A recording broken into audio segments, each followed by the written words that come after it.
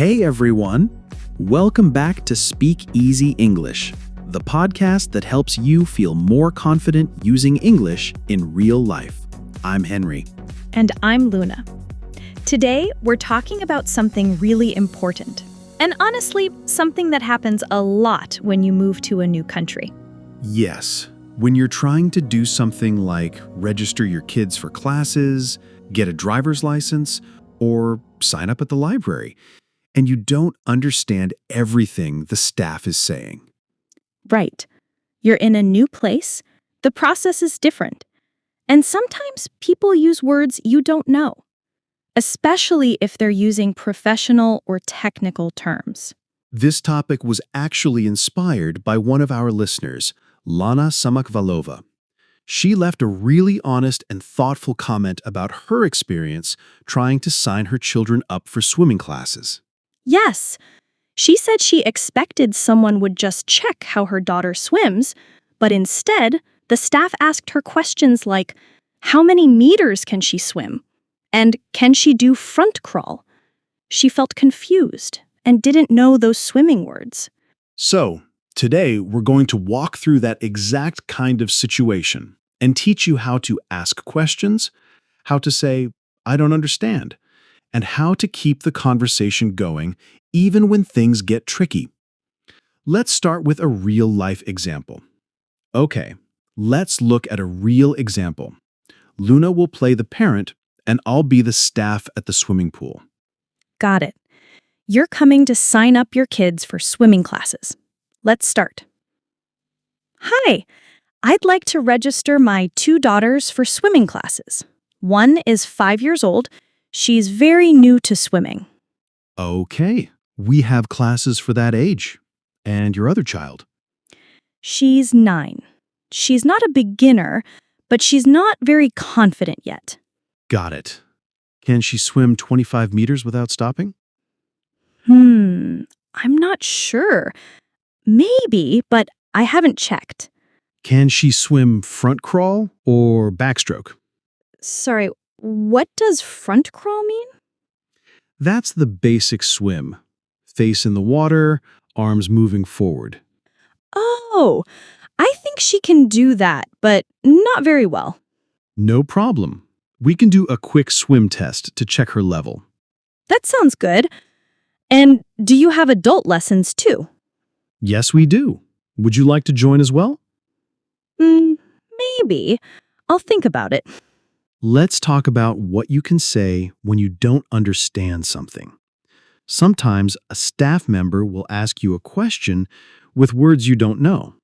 That's okay. You don't need to feel bad. It's normal. Just ask them nicely to explain. Here are some simple sentences you can use.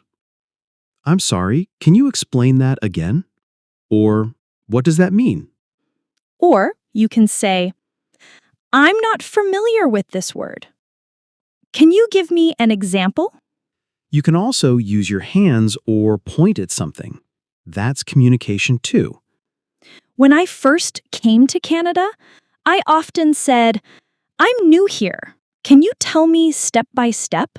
That's a great one. Step by step is very helpful. People understand what you mean. Also, slow down the conversation if you need to. You can say, sorry, can we go slowly? Exactly. It's better to ask than to guess. If you guess wrong, the process might take longer. So remember, don't be shy. You can always ask for help or more explanation. The good news is, you can use these same phrases in many different places, not just at the swimming pool. Yes. For example, at the library. If you don't know how to register, you can say, sorry, I'm new. Can you tell me how this works? Or at the doctor's office. Sometimes they ask you about your health history or give you a form. You can say, can you explain this part to me? Or what does this word mean? When I first got my health card, the person said, please bring proof of address. I didn't know what that was. That's a great example. If you don't know, just ask, "What is proof of address?" Or, "Can you give an example?" Another place is the driving test center. They might say, you need your G1 before your G2. And you might think, what is G1? That's normal. Just say, "Sorry, I don't understand. Can you explain the steps?" And one more. If someone says something too fast, you can always ask, can we go a bit slower? Or, can you repeat that, please? No one will be upset. People are usually happy to help when you ask politely. I remember one time when I went to register for a health card. The staff spoke very fast, and I didn't understand some of the words. Do you remember what they said? Something like proof of address or health coverage. I had no idea what it meant. So I said, sorry, I don't understand. Can I check this on my phone? That was smart. Did you use Google Translate? Yes, I opened the app and typed the words. Then I showed them the translation. And how did they react? They were totally fine. They waited and even helped me spell the words. That's a good example. You can say, "Can I use my phone to check this?" Or, "Can I translate this word?" Sometimes I said, can you write it down for me? That really helped. So even if you don't know the words, it's okay. You can still finish what you need to do. Yes, I got my health card that day, and now I help my friends with the same process. And sometimes I tell them to use Google Translate too. It really helped me. Some people also use the conversation tool in Google Translate. You speak in your language and it speaks in English. I've tried that too.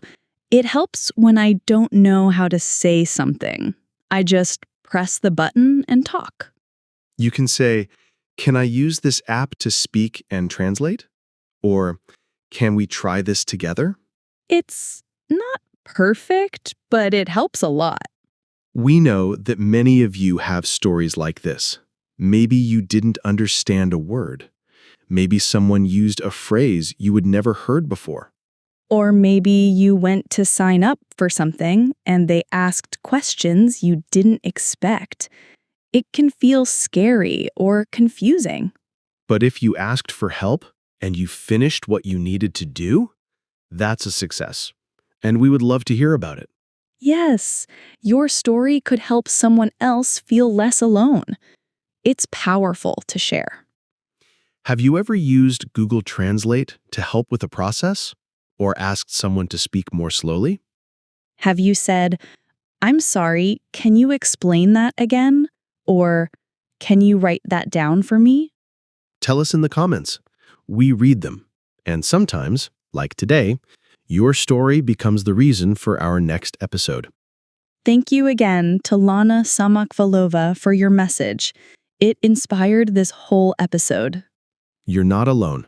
We're all learning how to live in a new place together. And you're doing great. Let's end today with a quick review. We'll say some useful sentences from this episode.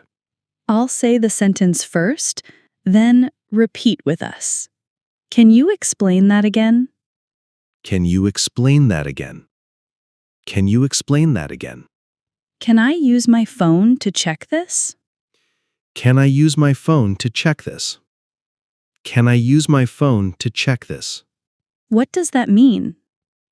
What does that mean? What does that mean? Can I speak in my language and translate? Can I speak in my language and translate? Can I speak in my language and translate? Can we go a bit slower? Can we go a bit slower? Can we go a bit slower? You're doing great. Even saying one sentence clearly is a big win. Now, here's a small challenge. Pick one sentence from today and say it out loud. or write it in the comments. We'd love to hear what you'd actually say in real life. If you enjoyed this episode, please like and subscribe. It helps us reach more people and keeps this podcast going. You're learning something real today. Thanks for being here with us.